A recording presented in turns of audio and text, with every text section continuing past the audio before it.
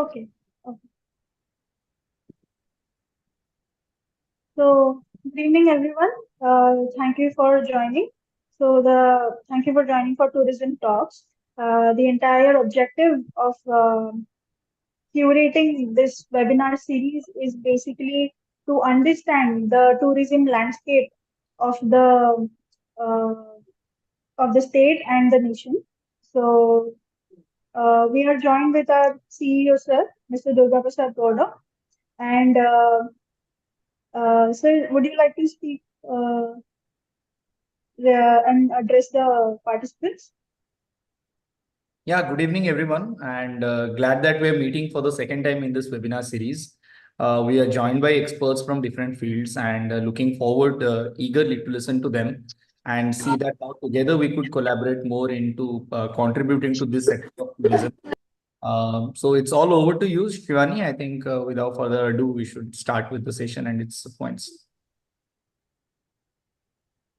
Okay, sir. So to let everyone know, today we are joined with an amazing panel. So to begin with, Dr.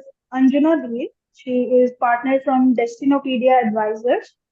We are joined with Dr. Kamakshi Maheshwari, who is an assistant professor at IITTM, nodal officer at CMART and Ministry of Tourism, Government of India, and also with Abhishek Singh, incubation manager at AIC Goa Institute of Management. So as you can see, we have a very diverse panel today. And the topic that we will be focusing around is exploring tomorrow, unveiling the opportunities in future tourism. So that will be the base of the conversation of the entire panel. So before beginning with the panel discussion, I would request all our speakers to kindly introduce themselves. If we can start with Dr. Anjuna Dheer, ma'am, if you can kindly introduce. Thank you very much, Shivani.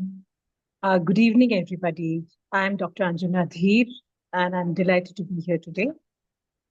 I hold a doctorate in tourism from HNB Garhwal University, complemented by a course on sustainable tourism destination management from Cornell University. Why I thought I'll be very upfront about it, because that's what my USP and core competence now is. I stand for and completely am thoroughly involved in making tourism destinations sustainable. Before that, I did my master's in tourism administration from Kurukshetra University, and also did a small course in teaching, postgraduate certification in higher education from Nottingham Trent University, UK. My professional journey has been completely in tourism. I've seen tourism from all aspects. I'm currently the managing partner for Destinopedia Advisors, where I lead a group of professionals, tourism professionals dedicated in providing sustainability solutions for tourism destinations.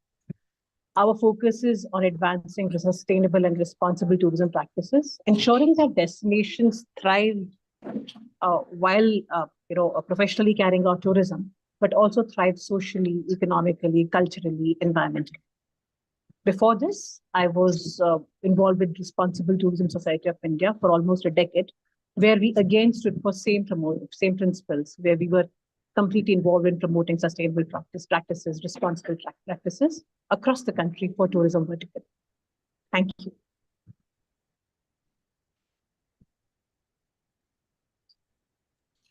Shibani ji, you're mute.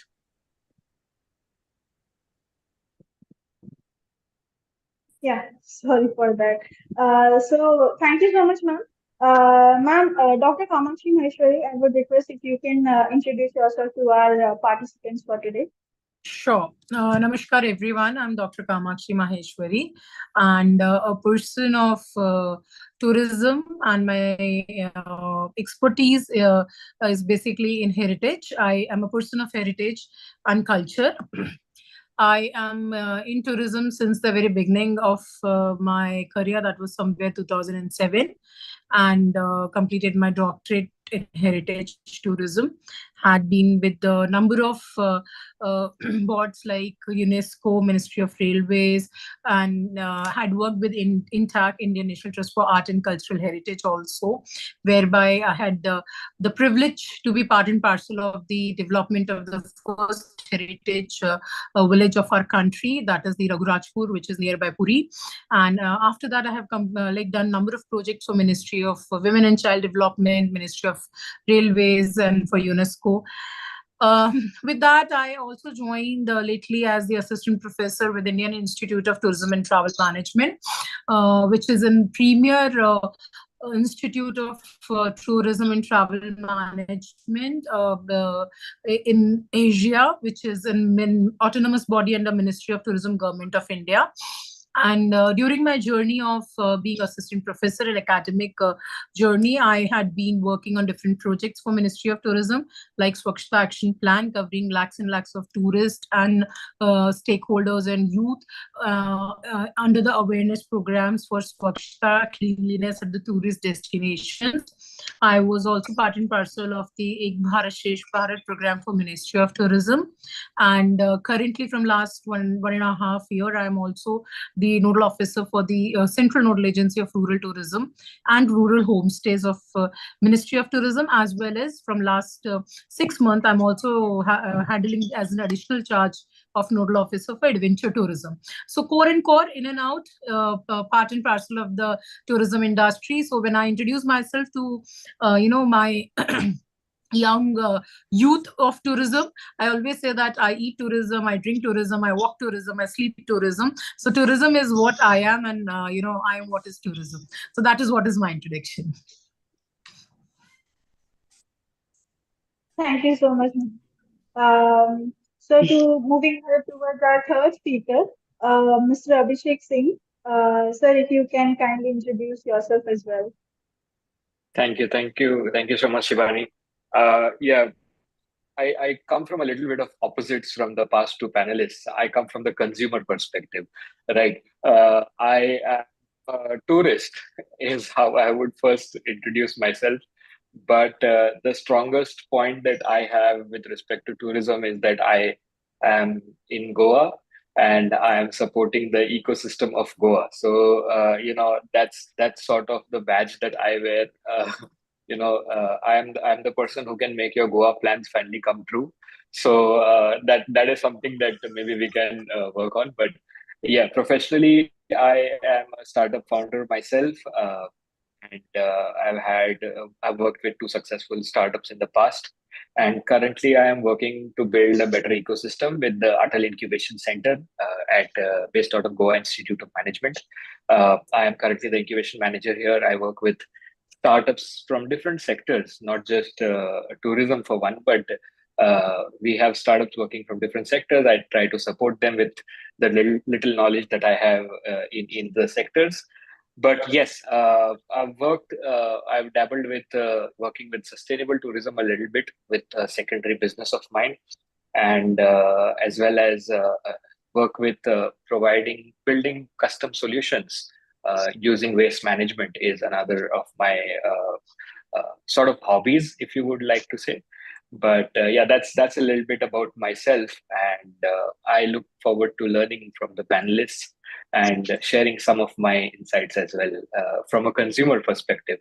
So maybe this is a very good panel that I think the Nalanda team has put up, wherein I can negate some of the points that our other panelists are talking. So thank you so much for doing this.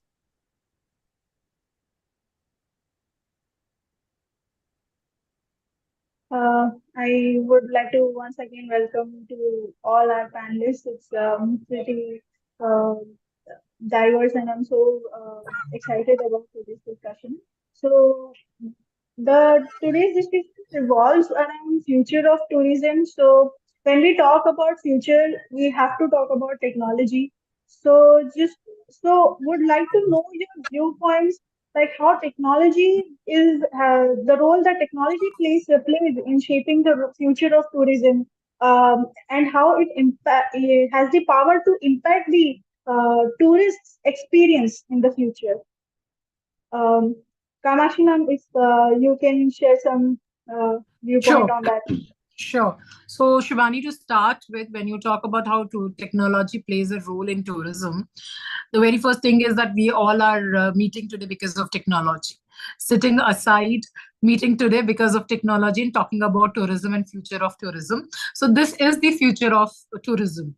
To begin with, the trend which we could see as in the government or in the industry is that yes, technology has totally driven us now. Technology has totally taken up the tourism industry to another leap.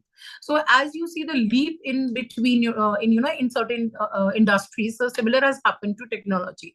Specifically post pandemic, we could see that there used to be the counter selling. I have been part and parcel of that industry also, where we used to have the counter selling of tourism businesses.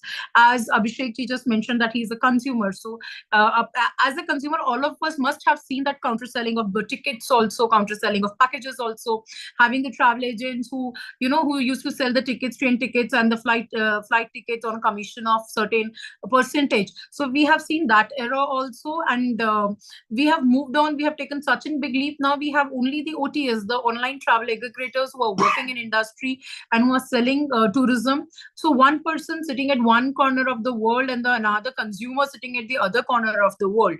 That is where the connect has built up. Now this gap has been bridged up by technology for sure. The second thing which I could see the role of technology has come up is the way the tourist is now a aware tourist. Initially, when we used to travel, in fact, we used to have the consumers in travel industry. They were not the aware or knowledge tourists. Now it's more like a shared knowledge. It's more like a shared economy rather than a tourist who comes with, I do not know anything. Whatever you do, that is what I would know. So now the tourists are very well aware. When they move on to a vacation, they look at the places they can visit.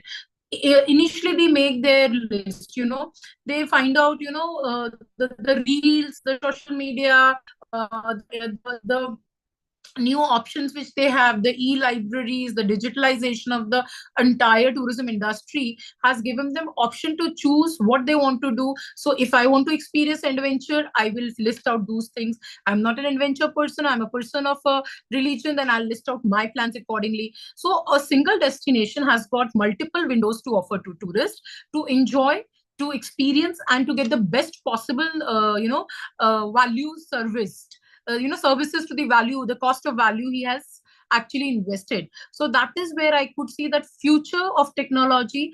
Let's move now from this particular virtual world. Now we can even see the future of technology, and as to we even have the virtual world, the tours in the virtual world are also happening. So there were where we can just see that another leap is going to take up, and we are looking for that another leap in our industry. But definitely technology has helped us. Technology has actually made the consumer and the product more near and more clear than before. So maybe my other panelists can also add on to this now. Yeah. So Abhishek ji, being from an incubator point of view, how do you see the change in the tourism sector? How do you see the role of technology impacting the tourism sector? And where does it lead to in the future? Yeah, so I concur with my panelist, and I would like to add a point or two which I just sort of came up with. I think we all can agree that with technology, it has become easier to travel, right? So I think that is, as I mentioned, I will take this discussion from a consumer perspective.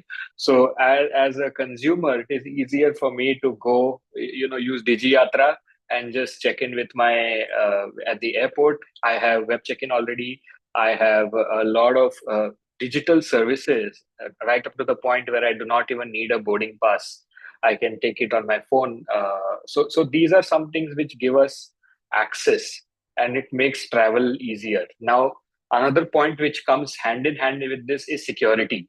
So I think it is far much more secure to travel with technology in your hand. And just to think about it, we never forget to take our chargers when we go roaming. So we want the device to be there with us, and we want support from technology to help us. Now, what this does is it gives access to a lot of companies to innovate, right? Now we have companies who, rightly mentioned, companies are working as aggregators. We have startups who are looking to build solutions, make it more easier, bring ease of use to the consumer. So I feel in that way, technology can be good, but there are certain ways in which technology can be bad as well. And I know it is sometimes hard to think of it in that way, but picture this, and this is a real example which happens, say in Goa, just to take you a real life example. What is the first thing that comes to your mind when you say Goa? You would say that I want to go to the beaches, I want to relax, sun, sand. That is what I'm looking for, right? But for a lot of people who have traveled and who have done that, they are looking to travel to niche places. They are looking to travel and explore Western Ghats, which is also a part of Goa, right? So you have a lot of these waterfalls which are in rural areas. Access to technology has made it easier for us to reach them. We have Google Maps directions that takes us right under the waterfall, right? But that also includes a high density of tourists traveling towards that one spot, which sometimes the location cannot justify, right? So that is something as consumers we should be aware that how technology can be a con as well. So these are some thoughts, and we already have virtual tourism, we have VR, we have people experiencing places sitting at the comfort of their own homes, right? So these advancements will continue, but I believe there has to be a check in place which makes sure that we stick to the guidelines that we have with technology. These are my 2 cents on this. Very well put across, both Abhishek and Kamakshi. You seem to have covered the whole ecosystem of how technology is either helping or not necessarily helping, hampering tourism. My 2 bits into this is, one, we cannot get away from technology. It's part and parcel of our everyday life. Also, while you pointed out, Abhishek, that technology, with the aid of technology, all of us can use Google Map and reach under the waterfall. I would also want to say that with the aid of same technology, we are also able to see how many people are already there. Yes, absolutely. So that pehle we didn't have an idea of if the place or destination is overcrowded. Today, it is in my hands to Kedarnath in this summer. Okay, not be a good idea to travel to that place, and I changed my plans beforehand. So that also is possible only because of technology. Today, I am able to know whether the flights are late or the train, how many hours is the train late. I can also manage when will. I would say that technology has helped me a lot more than to take decisions and has put the decisions in my hands. So I would think that technology has helped us, in making our tourism experiences more realistic. For example, we all see beautiful ads of places, and the ads, are always very beautiful. Sometimes when we reach a particular destination, we find the destination not as beautiful as it is supposed to be, as it is presented. But technology and real-time pictures, again, tell me, help me manage my expectations. And sometimes maybe, we also have an option of virtual tourism. Suppose I have a situation where I am not very, I'm not capable of climbing that high mountain, So instead of if my friends are insisting that I should go on that trek, probably the virtual experience of, going on that trek, give me the same pleasure and same experience where I'm able to do that. So again, the decision is technology has given where I can utilize it to probably not go on that trek, but still have the same experience or similar experience. So, finally, I would say that as a tourist, technology puts the power back in my hands. That's one. And as a destination management professionals, Destinopedia is looking at tourism destinations. So as a destination management professionals, I would say technology also is something that helps me in maintaining my destinations better. Today, in real time, sitting in one part of the country, I know what the scenario in other part of the country is. I know the beach, what is the current scenario of, let's say, Anjuna Beach in Goa, today in real time. So technology ensures that, and makes me decide if I'm the manager of the destination. It helps me decide, okay, this is the intervention that's needed there. Similarly for hotels, you exactly know what is happening where, and back end service availability, etc., etc. So it's become easier, with respect to destination management. It's become easier to have a ensure that the tourism destination is safe, secure, sound, clean. The experiences are managed, etc., etc. So I would say we are in much better spot as compared to, let's say, what we were in 10 years ago. So technology is definitely here to strengthen the tourism sector. Over to you. Thank you. Yeah, thank you, ma'am. So I totally agree with all three perspectives. Technology is the future. It does strengthens the tourism experience. So moving ahead, when we are talking about tourism and future of tourism, we need to talk it from a perspective of sustainability. And Anjuna ma'am, this question I would request you to answer first. So, from a sustainability perspective, how important it is to have sustainable practices while figuring out for a startup or for any person that is supposed to work in the tourism sector, how important it is that they think it from a sustainable perspective, and how sustainability can enhance the experience of tourism for the tourists as well. Shibani, your question is aimed towards me? Yes, ma'am. Yes, ma'am. All right. So, in my opinion, all tourism needs to be sustainable. Okay, that's not even an option. That's the only way forward.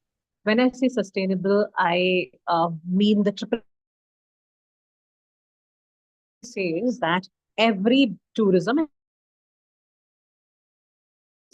has to be environmentally sustainable, has to be socio-culturally sustainable, and also has to be economically sustainable. And we cannot even say one is better than the other. There is no option but to have sustainability on all these three quarters. And there's a fourth element also, where the sustainability of all these three pillars has to also be a regular practice. One is our management of our business also has to be sustainable. There is no other option. We cannot get into a business knowing that we'll not be able to make money. So making money and having a proper business plan so that we are able to make money makes us economically sustainable. That's of utmost importance. And similarly, we have to take care of our customers' requirements. We cannot look at fooling our customer. That makes it socio-culturally, as well as the people who work with us. So we have to look at taking care of the people who are involved with our business. So that makes it socio-culturally sustainable. And similarly, the first and the most important is environmentally sustainable. Climate change is a reality. We know that destinations run out of water. We know that destinations need cleanliness. We know that climate is changing, weather is changing. We have no option. Water is running out, so we have no option but to have to look at sustainability from every angle, no matter what stage of tourism business we are in. And then sustainability is everybody's problem, which means even if we are not the business owner, if we are a tourist, we have to be careful about all the four factors. Every action of ours has to be sustainable. And that is what responsible tourism is. It is our responsibility to make our business sustainable. And similarly, we are tourism professionals. We are on the other side, we're the service providers. We have no option but to be sustainable. So this is a non-negotiable one. This is the starting point. Over to you. Ma'am, Kamakshi ma'am, if you can add. Yeah, sure, Shibani. Rightly put up by Anjana ma'am, and I think having a expert panel in our panel who's a sustainability expert is a blessing to us for today. So very rightly put up by her that sustainability is something which now has to be looked up from the entire ecosystem point of view. So I won't say myself as a sustainability expert, but yes, I'm a person who supports sustainability, who support responsible practices, and on that point of view, and as well as the governmental side of tourism, if I talk about. The third is, of course, the industry side of tourism. So it's not only my duty, it is not only the duty of the tourist, it is not the only duty of the government to have the sustainability tag, everywhere done. So sustainability is each of our responsibility. I'll just slightly differ from Anjana ma'am. She said it's everybody's problem, but I would rather like to put it this way: it is everybody's responsibility. And secondly, why I'm telling this is I'll just relate it to, and I'll go back to the last discussion of ours where Abhishek ji just mentioned about the carrying capacity of a destination, that how because of technology the carrying capacity of a destination is not able to take up, and there are chances of over tourism at many a times. So if we talk about this, then the answer is sustainability. If you talk about technology, if there is an over tourism, then sustainability of that particular destination, sustainability in terms of the natural resources, sustainability in the terms of the people who are actually practicing tourism, sustainability of the people who are coming to enjoy tourism, entire thing goes wrong. So to this, I would just quote here an example. Very recently, Tamil Nadu tourism, state tourism has come up with a very good solution whereby they have started now the inner permit to move to their major tourist destination like Ooty and Kodaikanal, which are naturally resourceful. And the reason is, so in a day, if they have fixed up the current capacity of Ooty is, say, for example, XYZ, and they have fixed up only XYZ number of tourists can go to Ooty in a day, so they do not issue the permit more on that. So I, as a tourist, is not there to harm the sustainability of that particular destination. The check line has been done. So now what I want to say here is this: key sustainability has been the talk of town all the times in many cases, but we really need to find out the way to fight with this particular with this particular practice, because it is ultimately a practice. It is sustainability in itself is a bigger practice, bigger responsibility, which we need to take in consideration from entire point of view, the holistic point of view. So yes, sustainability is very much important. If I look at the 10 years from now, that how the tourism is going to be 10 years, when you are talking about future of tourism. So 10 years now, I'm sure that our younger generation would not like to go to a place which is overcrowded. They would not like to go to a place where they could not find the peace, they could not find water, they cannot find landscapes. Yes, they won't like it because they're already living in the age of technology. They every single day they have iPhones, they have iPads, they have TV, internet, Wi-Fi. They are going to such crowded places. The younger generation, right? I could see, if I look at myself, that I traveled in flight when I was in class 12. My son has flown when he was just 6 months. So I'm really sorry, I have a very bad throat. So looking at this particular, gap of time, if you could see the timeline, our kids, our generation, down the lane, 10 years of tourism, they would like to go to a place which is peaceful, which has green landscapes, where the water bottle doesn't cost you rupees 100 or 150 a liter, where they can just open a tap, drink natural, water, and where they can spend time with their near and dear ones, doing nothing but maybe playing carom, maybe playing cricket, or maybe enjoying the landscape. So that is what is going to be the future of tourism. And such kind of sustainability checks, such kind of sustainability practices needs to be adopted by each one of us, be it a private player, be it a government, be it a, tourist itself. So I here would say that a tourist himself or herself should understand that this is the time when Kedarnath is full of tourists. Let's not go there. So let's not add to the carbon footprints. That is what I would say. Thank you. Thank you, Dr. Karishma. Sorry, Dr. Kamakshi, sorry. Perfectly I all think right. please grab a bottle of water. Uh, you have been very vocal about sustainability, and I completely agree with everything that you have said. In fact, thanks for listing out 3 points that I had written here to speak about. Makes life a little more challenging for me. But yes, I think the approach is what something I would focus on with respect to startups that I work with. Uh, my ask to them is, rather than why be sustainable, why not be sustainable, right? And there are very less number of points which they can come up with. But there are a lot of positives to this. Even if you are building something which is sustainable, you have easier access to funding, first of all, right? Because people are getting sensitive towards sustainability. I know it is not the ideal world, but yes, people are getting more sensitive towards sustainability, and being blunt and being very informal about it. Funding is easier. You are doing better for the planet. You are doing better for the ecology that you are in. You are doing better for the social life that you are leading, and what your startup is creating, or what your uh, business is doing. You have better acceptance, because if you look at uh, a company where you have seen a lot of these multinational companies promoting sustainability. You have seen Apple taking a very big step. I'm sure that was a very big news, that they are going towards uh, net zero. So that is something. When larger corporates are doing this, they are setting the precedents for us to go forward, right? So I believe that every startup should take it as a why not, rather than why you need to be sustainable. And if I may be very casual and very informal about this, what are the three basic things that we've seen in movie dialogues? The three basics are roti, kapda, makan. When all of these three things are becoming sustainable, why is your business or why is your startup not going towards that? So in my thought, I'm no expert in sustainability.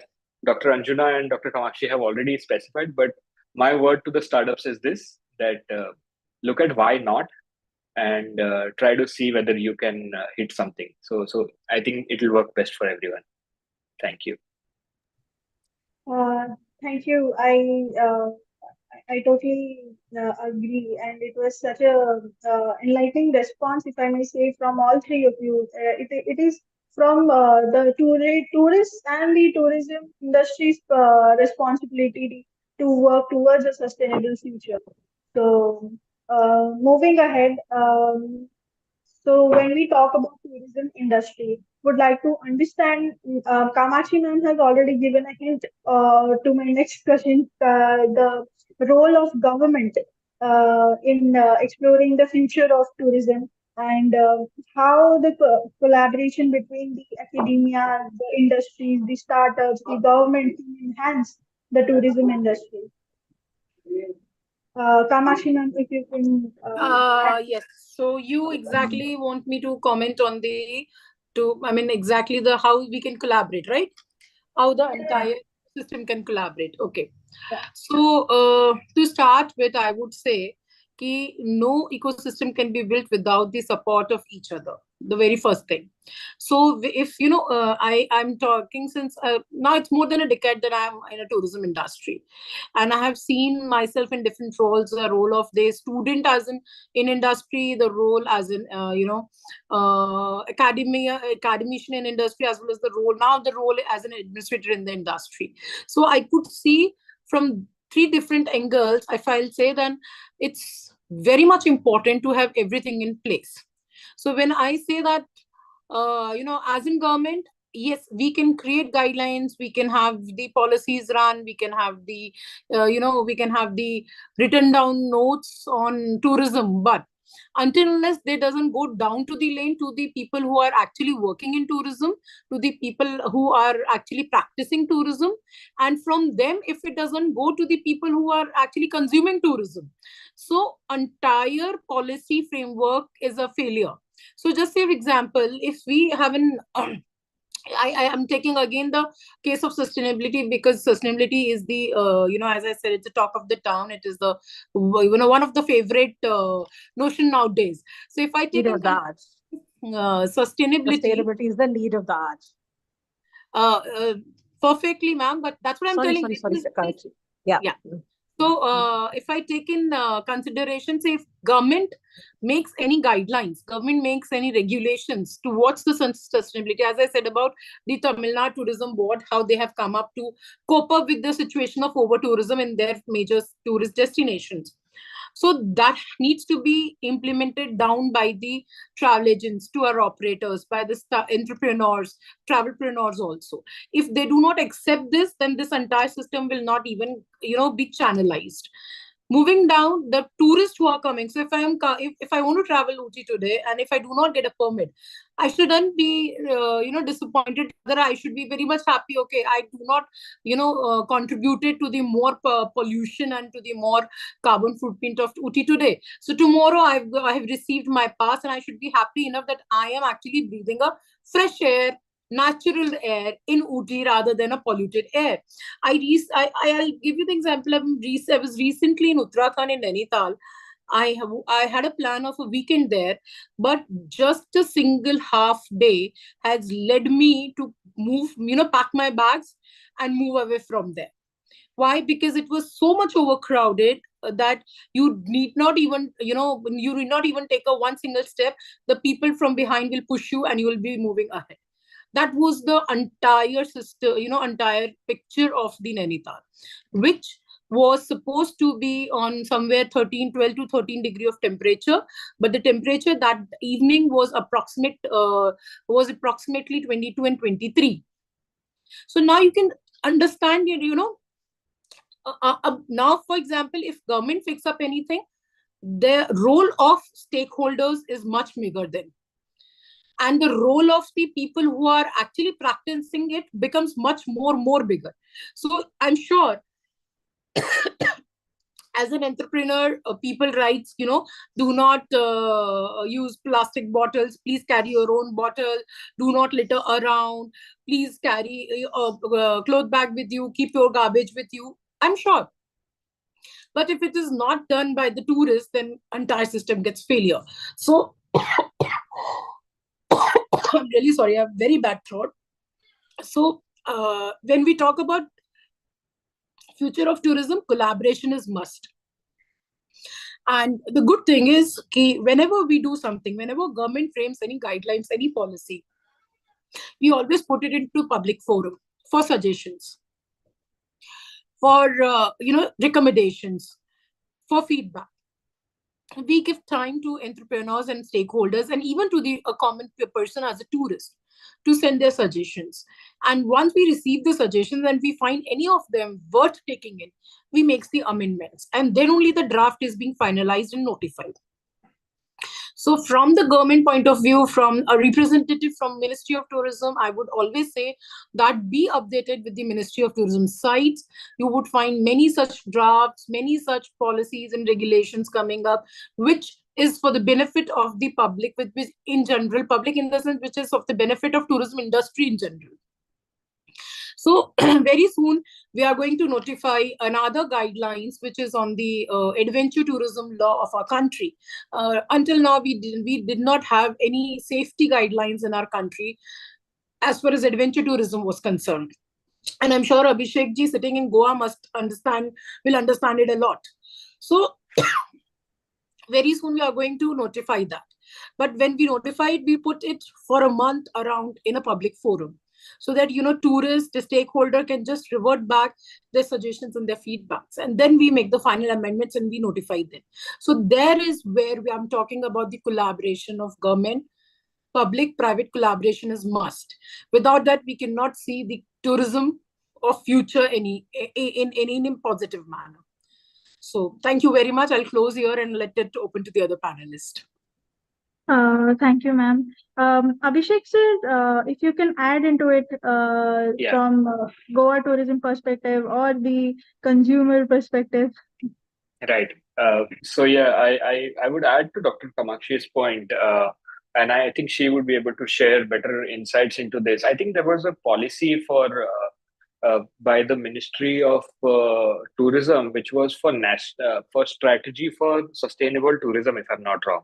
But I believe this was quite some time back. I'm sorry, I don't have the details exactly. No, it is. So government, Ministry of Tourism, what we have done is we had framed a national strategy for sustainable tourism Right. development. And on similar lines, we have different niche tourism also, which Right. has been taken up, like national strategy for rural tourism development, for rural homestays, for adventure tourism. So there is a policy on national strategy for sustainable tourism. Superb. I thought I would just share that for everyone's knowledge. Maybe you can read about it, and get some more insights Yes. into how we are trying to push this for the masses, right? And I think from the Goa tourism perspective, I think Goa tourism is working on a model of regenerative tourism as well, wherein the basic concept is very simple. If you go to a place, when you leave there, you leave the place better than what it was uh, than when you visited, right? So this regenerative tourism would be something amazing. And I think if individuals, if anyone who is traveling, and tourists would incorporate this into their day-to-day travels, it would be really amazing to see. I think I wouldn't have many details on this topic, but I'm sure you can do a quick search for regenerative tourism. And I think Goa government has a dedicated page or dedicated section where we are working on that. This includes sustainable tourism as well. So we look at ecological places, we look at different protected sites as well, where tourists can visit, but you make sure that you are leaving the place better than what it was. So these are some points that I think I had to add, and I think most of it was covered by my esteemed panelists. Anjana ma'am, do you want to add something to, do we have Anjana ma'am in the panel? Actually, Anjana ma'am is Yeah, not she there. just dropped out. Okay. Oh, I see her. I see her in the list, but she's connecting to audio. Yes, he's connected now.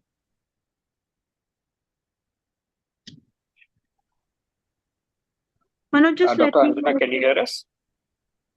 My apologies, I had got dropped off, but I'm back now. Yeah, ma'am, I was just asking if you would like to add something on the importance of collaboration of various, like importance of government, the role of government in impacting the tourism industry. Kamakshi and Abhishek have covered it very succinctly. I would just like to add to that. Tourism is a very different kind of business. Baki businesses, what happens is there's a producer, there's a buyer, right? So somebody's selling their business and then somebody buys. For tourism, it's not necessarily like this. For tourism, it's like a circle which has 4 corners. At one corner there's a government. There's a second corner which is, let's say, local communities or local people of a particular destination. On the third corner is a tourism service provider, people who are involved in providing service. And the fourth corner is tourist himself. So these are 4 different stakeholders of the tourism business. Each of them has to work collaboratively for the tourism business to be successful. Each of them have a role. For example, as Kamakshi very rightly highlighted, the government makes policies as government manager, as the manager of the destination. The industry tries and follows them, and in following them, they offer the product to the customers. Who is the one who's left holding the, bearing the results of the, policies and the business of tourism? That's the local people of the place. And the tourist, he or she is the final, person who experiences everything. Whether the tourist experience is good or bad depends on all these 3 stakeholders. So here it is such a scenario where each stakeholder is dependent on other one, which means all of them have to be working collaboratively for this whole business to be successful. So yes, collaboration is very important for benefiting any of them. The government doesn't benefit because if it makes rules and regulations, others don't follow, it doesn't benefit. The whole excess has gone waste. Destination has gone down, in terms of quality because nobody's following the rules. Similarly, if the government has made the rules and industry is not following those rules, then the communities don't get anything. If the community is not getting anything, they will not support tourism. And we have instances across the world where including Goa, tourists go back situation has arisen in Goa as well. And then when the tourist makes all the effort to go to a destination and doesn't get a good experience, then his whole enterprise of going to the destination itself is a failure. So, as I said, it's a typical business which has 4 corners. All the corners have to work collaboratively with each other. Thank you. Thank you, ma'am. So, moving ahead to our, due to cruncher's time, moving ahead to our second last question, I guess. Would like to ask all 3 of you to point out one challenge and an opportunity based on current scenario of the tourism sector that might help our startups or the tourism enthusiasts to understand the current scenario of the tourism industry. Abhishek sir, if you can, Kamakshi ma'am, if you want No, to speak. I was actually requesting that I would like to hear the others first this Okay. time. Okay. I eat a lot of time, so let them talk right now. Abhishek sir, if you can go first. Yeah, Dr. Kamakshi, it's all knowledge that you're speaking, so I don't mind. Yes, if I can go first very quickly with the paucity of time, but area of focus which startups can look at, and of course there are many, but I would see experience tourism as something which is up and coming in the ecosystem, because we are looking at people experiencing locations rather than just visiting locations, right? I want to experience the culture. I want to experience the diversity that the place has to offer. Like if you would come to Goa, you would have experience tours. There is a startup, a very famous startup emerging from Goa called Be Live. They do experience tours around islands of Goa, and you can book these tours. And these are sustainable tours on bicycles, on EV bicycles or bicycles. You can choose. And these guys are doing amazing because they give you an experience of Goa. There are a lot of restaurateurs, there are a lot of hoteliers who are working with building culinary experiences of Goa. So that counts as tourism as well, where you sort of understand the ecosystem, the culture, and the diversity that the place has to offer. So experience tourism is something that startups could focus on. And I'm sure this applies to across India, across the world, in fact, because nowadays it's not just about going to those top 3 places. It is about experiencing the hidden places as well. And as we said, that technology has made it easier. So that is something. The challenge that the startups will face is very easily competition, right? Because it's expected to be a $194.7 billion industry, US dollars, and this is something that startups should tap into. The challenge will be that there are a lot of players, and sometimes your services get diluted when you start price matching. So that is something that startups should look out for. Do not dilute your services just for being a price competitive market. So these are my 2 points. Sorry for taking more time than expected. Anjuna ma'am, if you can answer one challenge, one opportunity. Yes, based on today's scenario. I had actually thought I'll speak what Abhishek spoke. What I wanted to highlight was that every destination, every destination has something important. So maybe what you can do is, my battery is going very low, so I'll put myself on, I'll put off my video. Sure, ma'am. So what I'm saying is that, experiences, definitely, that's important. Every destination is worth visiting. So focus on what you already have. That's one important contribution. Another equally important contribution that I would say is, which startups can focus on, is look at the segment. Segment of, identify what is it, a segment which has not been serviced till now majorly. You can have niche segments. For example, there are agencies which are only catering to school children. And there are agencies which are only catering to adventure enthusiasts. There are other agencies which are only catering to trekking enthusiasts, photography tours. Similarly, there are agencies which are only looking at people with special needs. So maybe what you could do is, there's a huge number of service providers who are handling and who are catering to the, young, youngsters and people who are middle-aged, high-income group. But probably what you can look at is you look at people who are not being serviced. So maybe you could go niche with respect to your customer segment. Over to Kamakshi. Thank you, ma'am. Thank you, Abhishek ji. So the reason for listening both of them was that as I said, I eat a lot of time. So I'll be very quick. Challenge and opportunity for the startup, for the travelpreneurs who are coming up would be just in one single word: sustainability. Now, how? The challenge is sustainability. Sustainability, that means sustaining yourself as a startup is a challenge for them, because right now, as Abhishek ji rightly said, that there are multiple startups which are mushrooming, as well as, we could see that COVID has given us such a beautiful lesson to all of us that, everybody every time cannot fit in the same place. That is what COVID has given us the lesson. So sustaining your startup is a challenge. And as I said, the opportunities are also again the sustainability. You can sustain your challenge if you sustainably run your business. That means wisely make decision of your tourism products. Try finding out which way to move. Try finding out, as the as Anjana ma'am and as Abhishek just put in, the niche market is coming up. The experiential tourism is something which is coming up. The nomad villages are coming up.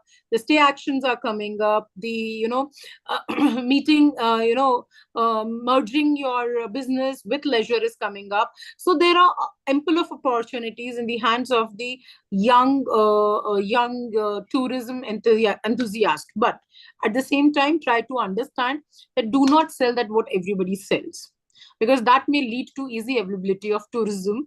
And this is something which I just now had actually a feedback which I just received from one of my colleague who was sitting next to me and listening to me, and he said, madam, isn't tourism is easily available right now? So yes, that is very much rightly put up by him. Tourism is easily available right now. Technology has made it easily available. Good disposable income has made it easily available. Loans and EMIs has made it easily available. Booking directly has made it easily available. Let's go yaar, dekh lenge has made it easily available. So there are many reasons why it is easily available to us. But at the entrepreneur, as in startup, as a travelpreneur, you need to understand, wisely decide which product to sell, but more than to product, which service to sell and which experience to build.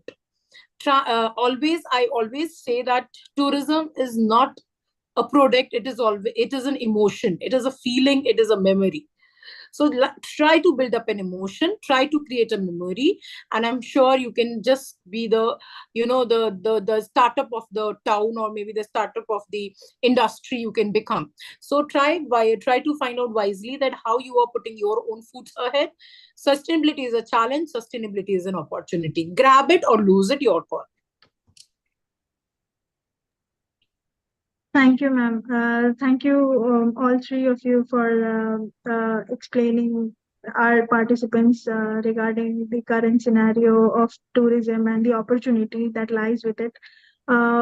If I can ask you to share your perception towards the future of tourism, where do you see it going? If you can just give your perception regarding it. Abhishek ji, if you can go first. Yes, absolutely. So tourism is not just, as I see, and this would be a personal opinion, tourism is not just about, you have a year and you take your mandatory leaves that you have to take from your company and go roaming somewhere. I feel tourism is going hand in hand with profession. And because people, especially this phase has come post pandemic, where people realize that, we can work from home and still get some money. I think the phase has come there where people are looking at digital nomads, right? And I think, at least if I speak from Goa's perspective, it's an amazing proposition. We are looking at people, creative professionals, individuals who are working from home, are sitting on a beach shack and with a drink in their hand while they build businesses. So the future is going to integrate with profession, at least for tourism, and I would love to see that world. So yeah, that's something as one of the points as the future of tourism. I think my panelists would add some more.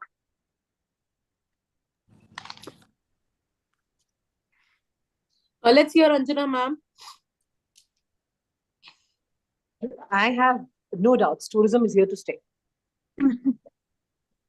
So Kamakshi tourism is ma'am. here to stay. Whichever way it is, it's here to stay. Okay, thank you, ma'am. So I'll put it in two ways. The first is the sarkari tarike se. So we would rather say that what Government of India has projected for tourism is by 2030 we are looking for approximately 140 million jobs by tourism. So you could see that when we projected 140 million jobs, that means tourism is a long entity which is going to make number of entities, rather multiple entities in coming years. So tourism is something which is no more a pleasure activity, no more a leisure activity. Tourism is something which has no more garmi ka chutti ka time or winter vacations. It is no more dadi ka ghar or nani ka ghar. Now we have moved out. We have moved out from all those pinwheel jo tha, usse we have come out, and now tourism is something which is next door. Let's pack up, it's weekend, let's go. Let's pack up, let's go on a bike tour. Let's pack up, let's do your next meeting. So as I said, today I'm sitting in Agra. I had a meeting. I just got this yesterday night. So I thought, now what? So I took up this meeting the entire day. I enjoyed somewhere out in Agra also. Kuch local chaat and all I had. And then I said, like, let's go 5 o'clock. It's a time for session. So I'll go head back now to my own destination. So this is what is tourism. So tourism is initially, when we saw tourism was for pleasure and leisure. Now it is earning. It is earning, it is experience, it is memory, and it is everywhere. So tourism is actually going to rule the world the next. And when I talk about Indian tourism industry, look at the next 10 years, you will see the tourism is a big boom now. So it is going to give us the best possible things away. Thank you, ma'am. Thank you, all the speakers. I felt like this session was like full of positivity. I hope that resonated with our participants as well. So moving towards the Q&A session, we have a few questions from the attendees. So starting with Rajshri Bhargavaji, who asks, I would like to know how AIC is helping tourism business and what are the schemes for tourism other than Startup India. So I guess it is towards Abhishek sir. Sir, Yeah, if you so can, we are back to funding. But yes, there are multiple schemes, but they are, I don't know whether the Ministry of Tourism has something that I think Dr. Kamakshi would be in a better state to decide or assist with. But yes, there are other schemes and other avenues for funding. You do not need to look at just grants. And when you say Startup India, I assume you're looking for grants of the seed fund scheme. But that is just one of the avenues which might get you some traction on ground. But tourism is a business where you need high scalability. So I would recommend that you look at other avenues of funding, not just from government side, not just from grants.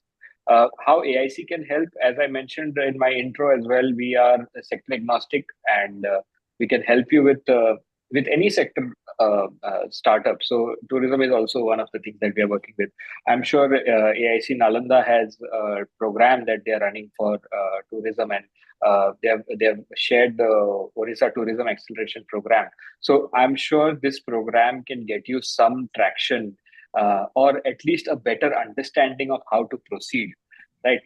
As startups, I think that would be something that would be paramount for you. And knowing that it is a 16-week program, I think they are going to deep dive into how they can raise some money for you. So I would, rely on the expertise of the incubator. And if you have anything that you feel I can help you with from Goa, we are one ecosystem. Please let me know.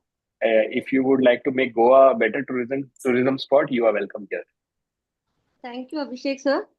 But right now I'm sitting in Mohali, and that AIC is in the ISB, and my husband is also ISB. And when I reach to them, and they says ki we don't have anything for the tourism. So that is why I like AI is everywhere. It's coming up, but the problem is that like business schools and everywhere they don't consider tourism like as a industry, and they're not giving that much of Okay. taking it as a serious thing. Like Indian School of Business, you can understand. For them, tourism is nothing. Like IIM Samrood is still coming up with a new batch. They are doing Yeah. as a business, and they're doing. Secondly, when we talk about the technology for tomorrow, so like as a startup, because I'm academician turned into the entrepreneur, and then I'm finding like technologies have so much of limitation. You can't broadcast on WhatsApp, you can't do on your Telegram, and everywhere if you're going for the mailing address, everything is not available. Competition is too high. Survival, like sustainability, we talk, that is very, very difficult. So then if we are going for the technology, it's like very expensive. So we really need the funding. And third thing, if I'm getting the students from the tourism industry as my interns, they don't have knowledge of technology. They don't know have the tools. So our syllabus is also not designed. Since Kamakshi ma'am is also there, Anjana ma'am is also from the academic background. So once I get that interns with my company, they're working for me on a different location and teaching them Canva, teaching them using that how the technology has to do, how to do the basic things using the technology is very challenging. So I am Yeah. facing key issues. So it is So for I all hear of you. absolutely. So I think Rajeshji, I hear you. I understand that you're facing some challenges with technology, and maybe being an academician, you are going towards ISB. Look at Goa. We have an incubator, partner incubator called Fire. I don't know if you have explored this. It is FIIRE. If anyone is interested. This is a incubator. I've just put it in the chat. You can do a quick Google search. This incubator specifically takes tourism startups as a niche. So there are incubators who can help you with tourism. You need to look away from ISB and start looking at Goa. So I wait to welcome you to Goa, and if you need any help connecting with Fire, you can reach out to me over LinkedIn or however you feel comfortable, and I can see what best I can do to help you. With your technology, with the manpower, with the assistance, with the funding, we can do something, and I'm sure that AIC Nalanda will also be receptive of the same thing. Thank you. Thank you so much. I really look forward to connect you. Rakshiji, I would also like to add to it. We have launched a program specifically dedicated towards the tourism startups. So the link has been shared in the group. If you can go through the website and see if it is relevant for you. So in the meantime, I think it's a good time that I would request Manoj to introduce about Odisha Tourism Acceleration Program to our participants. So hi, good evening, everyone. Recently we have launched this Odisha Tourism Acceleration Program, and the main focus, the main area, what we're trying to do is we're trying to onboard those startups who was kind of facing the challenges in terms of funding or scaling up their businesses. Because when a tourism startup operating and getting self-sustainable, when they're trying to scale up their venture, they require these two things: funding, and another thing is to when they are trying to scale up, they need some partners or businesses whom they can connect and grow up their venture. Okay, so this is what we are aiming up, and in the OTAP, Odisha Tourism Acceleration Program, we're trying to connect with the fund as well as those valuable mentors and industry connects also, And these 16 weeks will be completely based on full-fledged live mentoring session. And obviously last few weeks will be connects to venture industry and businesses. So in case you are trying to scale up to Odisha, or you want to open up extend your service in Odisha, you are welcome. And for this basic Odisha Tourism Acceleration Program is open for everyone, pan India basically. So no location barrier to that. Okay, I dropped the link in the chat box, so you can go over the website and visit whether it is good for you or not. Thank you. Thank you, Manoj. So there are like two more questions in the chat box. I would like to ask it to our panel. One of them is is there any other support from government to develop the experience locations for tourism? If anyone from the panel can answer to the participants.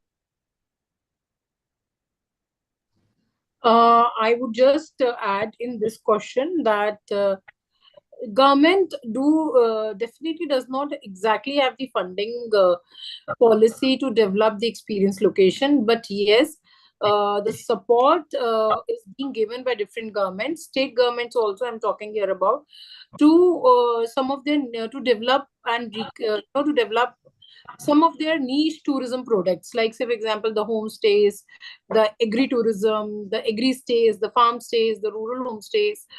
In fact, to an extent, I've seen the yoga and medical wellness kind of niche products. For niche products, they give the they certainly give the grants in EDA also, and definitely they give the other kind of funding also, including the skill training, the infrastructural requirements are also fulfilled at certain schemes. So what I would suggest here is that not exactly on all the entire products are being listed, but yes, it varies from government to government, because the depending upon the niche area which a state government is actually promoting and is going to develop, they actually come up with the different grants and different schemes and guidelines. So it would be really good, the one to look wherever you are, or in which state you want to take up any further tourism business plan. That's you need to connect to that state government. You need to find out what kind of policy and guidelines is being running up. So that would be my addition to this. Adding to what Kamakshi just said, there are certain government schemes, and there is a program which is being run by the central government, which is called Swadesh Darshan. Swadesh Darshan is a destination-based tourism scheme, where the government is looking at holistic development of a particular destination. There are 2 destinations per state which have been taken up. So I think Odisha has only one, which is Koraput, if I'm not wrong, where the government is looking at holistic development of that particular area, that particular destination, or that particular district. So I am reasonably sure that under Swadesh Darshan, there is another sub-scheme which is coming up, which is to do with experience curation, but that also would be limited to those destinations. This is what is as of now available. You never know as time unfolds. I'm sure there are more policies and more schemes which are coming up. Thank you, ma'am. Moving ahead, so I think we can take only one question more. So the question is how technology has incorporated in academia for tourism. If Kamakshi ma'am can answer this. Yes. I think we covered this. I think this is the same question from Rajshri. Yeah, it was from Rajshri, but if there is something else to add. I'll just add one thing. I just add one thing here, which is very much important for all of us being in tourism industry to know. The major, leap which we have taken up in technology or in using technology in tourism is our Incredible India Tourist Facilitator Program, which is an entire digitalized tourist facilitator program right now. So sitting anywhere in the country, if you want to become a tourist facilitator, you can just go through, you can just log in, take up this self-paced study modules, then you have a digitalized training, and then you get your certificate. Then you start facilitation to the tourist in your area which you have covered. And very soon we are going to I'm really sorry, very soon we are going to allow only the people who have their IITFC certificates and batches to be the part of the entire tourist facilitation industry. So this is a very good program. There's no age bar, there is no occupation bar. A person who's a housewife or a student or a entrepreneur, anybody can take it up. And even those guides who were already trained by Government of India as the regional level guides are not supposed to take the refresher program of digital IITFC, and then only they'll be able to serve as a guide. After the basic level, when they do the advanced level, they become the guide. So the first level, they become the facilitator, and the second level, they becomes the guides. So my serious request would be that this is one way where we are incorporating tourism, academia, as well as the digitalization. So entire collaboration is being done. It's a very good program of Ministry of Tourism. All of you can just go through. It's IITFC. So you guys can go through and can have a look at it. Other was already covered, and the entire answer was already covered. Thank you, ma'am. Please have some water. Yeah. 1 second. I could see one more thing on chat. So if we can connect over, I would leave my email ID here because I know you all are running short of time. Do you want me to answer on this, Nidhi one? Yes, ma'am. Yes, ma'am. Please go ahead. In very nutshell, I'll do that. In nutshell, I'll do that. So Nidhi Plus portal is a one common window registration for the entire business units, for the entire destinations, attractions in our country. So now what Ministry of Tourism has done, we have developed this portal whereby you do the Nidhi registration of your business, whether you are a travel agency or a tour operator or adventure tour operator or XYZ. Even if you're a destination, you are an attraction, then you have to register it. Once you register on the Nidhi portal, you get the registration certificate from Ministry of Tourism, Government of India, and you are listed on our website. So you get a better platform. Anybody who searches, say for example, experience tourism in Goa. So if your firm is listed in our Nidhi portal as the experiential tourism firm in Goa, then immediately the tourist will get your data, they'll get your contact, and they might contact you back, and they'll you get the business. So Nidhi portal is a very important portal which I would from the people who are starting up, whatever kind of a business unit you are starting, whether it's a hotel, homestay, cafe, restaurant, or a travel agent, or a tour operator, adventure tourism, anything. It's the good way to move ahead and register on the Nidhi portal, because this is the future of tourism. So Government of India, Ministry of Tourism is trying to regularize every possible bit of tourism. We are trying to structure every possible bit of tourism, and that is how we have come up with different kind of programs and schemes, so that we reach to everybody and everybody reaches back to us.